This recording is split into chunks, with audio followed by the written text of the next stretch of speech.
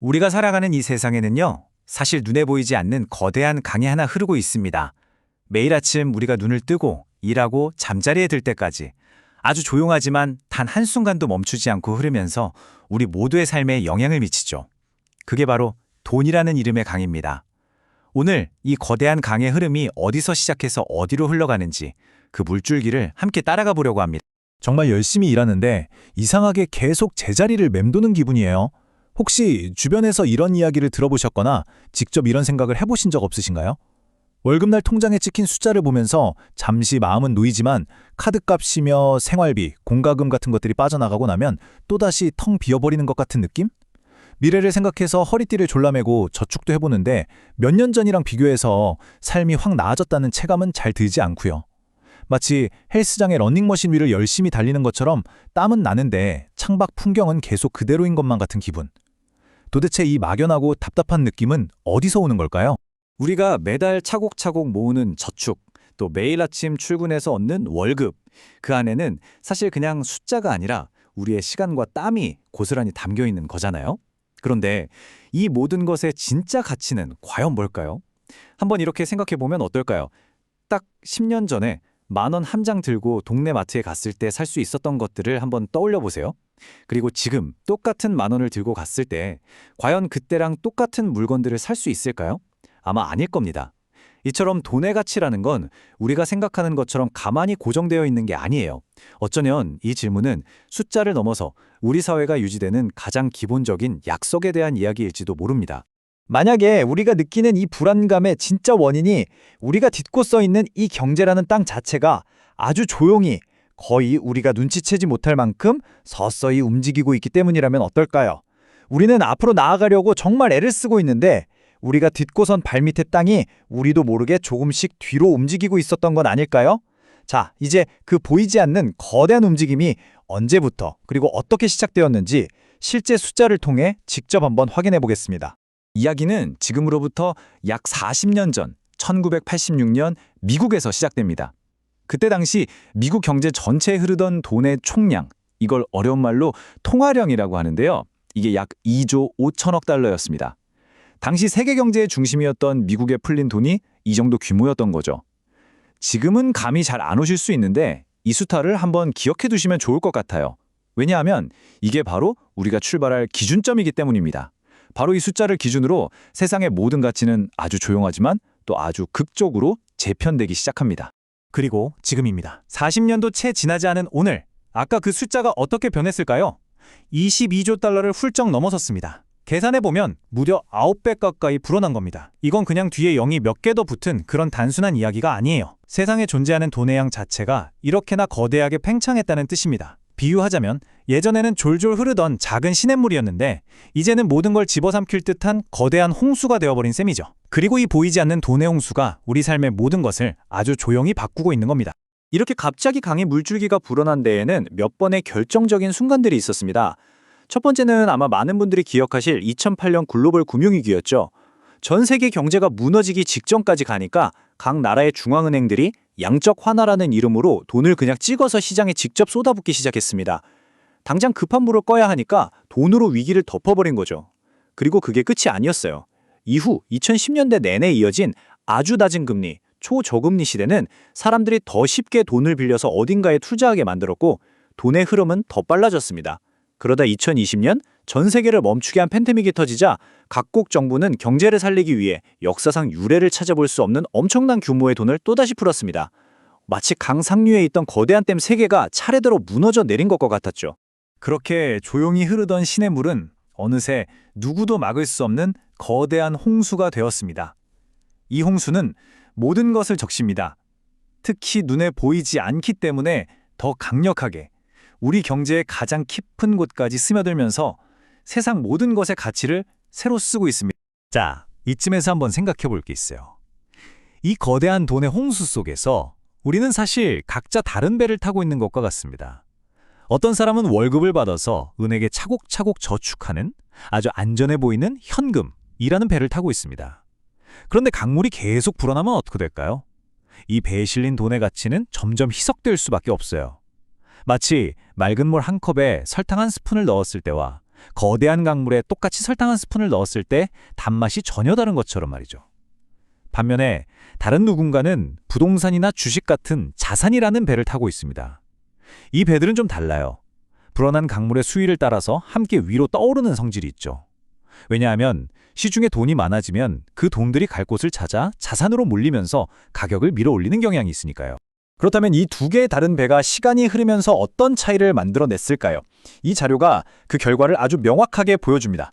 미국을 기준으로 보면 상위 10%의 사람들이 이제는 전체 부의 77%를 소유하게 되었습니다. 자산이라는 배를 탄 사람들은 불어나는 강물 위로 더 높이, 더 멀리 떠올랐고 현금이라는 배를 탄 사람들은 자신도 모르는 사이에 서서히 가라앉고 있었던 셈입니다. 이건 단순히 누가 더 노력하고 누가 게을렀냐, 그런 개인의 능력 차이 문제라기보다는 돈이 계속 불어나는 시대에 어떤 배에 타고 있었느냐는 이 구조적인 질문이 만들어낸 어쩌면 필연적인 결과에 가깝습니다. 그래서 우리가 처음에 느꼈던 그 막연한 불안감, 나는 정말 열심히 사는데 왜 계속 제자리일까 하는 그 느낌이 어쩌면 당연한 것이었을지도 모릅니다. 이 새로운 세상의 규칙 속에서는 가만히 서 있는 것이 곧 뒤처지는 것을 의미하기 때문입니다. 내가 땀 흘려 번 돈의 가치가 나도 모르는 사이에 계속해서 옅어지고 있으니까요. 이런 상황 속에서 사람들은 본능적으로 대안을 찾기 시작합니다. 물에 잠기지 않을 단단한 땅을 찾거나 혹은 가라앉지 않을 다른 종류의 배를 찾기 시작하는 거죠. 계속해서 불어나는 이 거대한 강물 위에서도 그 가치를 굳건히 지킬 수 있는 무언가를 말입니다. 기존의 방식이 더 이상 안전하지 않다는 것을 직감적으로 깨달았기 때문입니다. 이 탐색의 과정은 결국 하나의 아주 근본적인 질문으로 이어집니다. 우리는 과연 무엇을 믿어야 하는가? 우리는 그동안 국가와 중앙은행을 믿었습니다. 그들이 발행하는 돈의 가치가 내일도 10년 뒤에도 안정적으로 유지될 것이라는 그 믿음 혹은 약속을 기반으로 살아온 거죠. 하지만 역사를 돌이켜보면 그 믿음이 종종 깨져왔다는 걸 알 수 있습니다. 경제위기나 정치적인 필요에 따라서 돈을 더 찍어내면서 돈의 가치를 지켜주겠다던 그 약속을 스스로 어겨온 셈이니까요. 바로 이 신뢰의 균열 속에서 누군가를 믿는 대신 전혀 다른 것을 믿어보자는 새로운 생각이 싹트기 시작했습니다. 바로 그 2008년 금융위기가 세상을 휩쓸던 한복판에서 비트코인이라는 아주 낯설고 새로운 아이디어가 세상에 나왔습니다. 핵심은 이거였어요. 특정 국가나 은행 같은 제3자를 믿는 대신 그 누구도 마음대로 조작할 수 없는 수학적인 코드를 믿자는 제안이었습니다.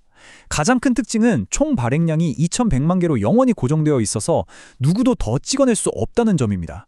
마치 지구의 매장량이 한정되어 있는 금처럼 말이죠. 그래서 사람들은 이걸 디지털 금이라고 부르기 시작했습니다.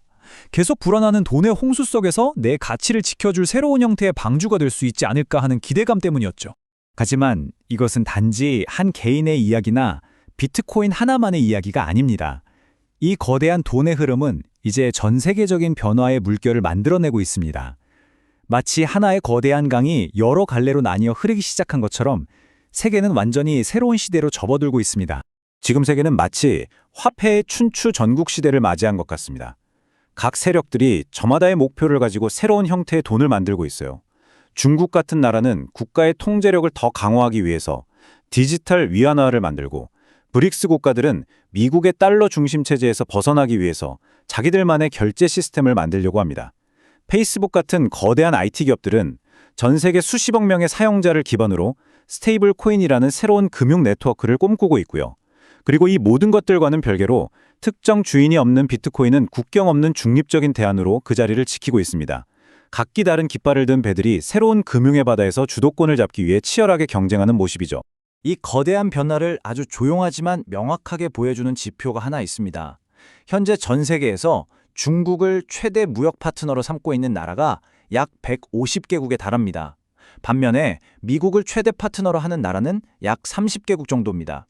이 단순한 숫자는 지난 수십 년간 당연하게 여겨져 왔던 세계 경제의 힘의 축이 얼마나 극적으로 이동하고 있는지를 보여주는 아주 강력한 증거입니다. 물건이 오가는 길, 즉 무역의 흐름이 바뀌면 결국 돈이 오가는 길도 바뀔 수밖에 없기 때문이죠. 지난 수십 년간 어쩌면 그 이상 세상을 지배해온 단일한 금융 질서는 이제 세월의 흔적을 고스란히 드러내고 있습니다. 마치 아주 오래된 석상에 서서히 금이 가기 시작한 것처럼 기존의 시스템은 여러 방향에서 도전을 받고 있고 그 틈을 비집고 새로운 질서가 자라나고 있는 겁니다.